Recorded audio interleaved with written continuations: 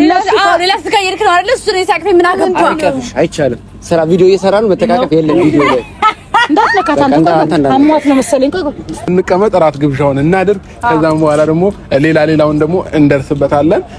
ሁላችንም አሁን ወደ ወንበራችን እስኪ ልቀቃት ዳኒ፣ በእግዚአብሔር ላውራበት ሁላ እሱ ለምን ኋላ የሚከተላት ምን አገባ? በጣም አስገራሚ ነገር ነው እንግዲህ የሰማነው። ከነ ማርኬና ከነ ጽጌ ጋር ጭራሽ አቅፏት መጣ። ተቃቀፋችሁ። እኔም ፈርቻለሁ። ምን አለ ባለ ኮሜንቷ ዜድዬ ባላ ፈራው።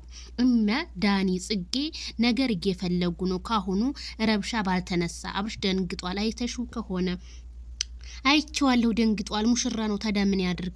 እኔ እኮ የሚገርመኝ ነገር ዳኒና ጽጌ የሆነ ነገር ይፈልጋሉ። ምክንያቱም ሚዲያው የሆነ ነገር ካልተሰራ ድምቅ አይልም።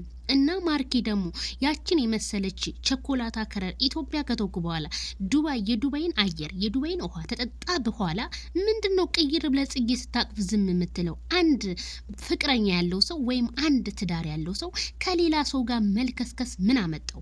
እኔ እውነቴን ነው የምላችሁ፣ አብርሽና ሩታ ይሄ ሰርግ በሰላም በወጣላቸው እንዴ? በሰርጉ መካከል የሆነ ነገር ይፈጠራል እየተባለ ነው።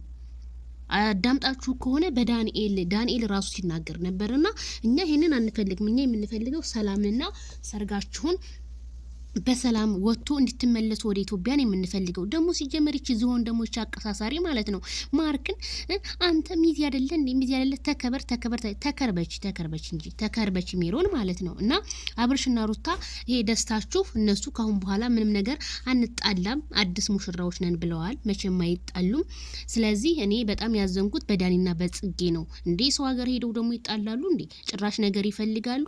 ማርኬስ ምን እሷን አቃቀፈ? አራት ተሻሻችሁብን እኮ አትተሻሹብን። ባለትዳር ሆናችሁ እንደው የኢትዮጵያ ሰዎች ግን መቼ ነው ወደ ራሳችሁ የምትመል? እንደው የኢትዮጵያ ለትዳራቸው ክብር የላቸው፣ ለፍቅረኛቸው ክብር የላቸው። በቃ ከተለያየ ሰው ጋር እንደተንዘላዘሉ እና ማርኬ ግን ቆፍጠን በለኛ ቆፍጣን ነው ወንድ ማለት ነው። ከነዚህ ጋር እኔ እንጃ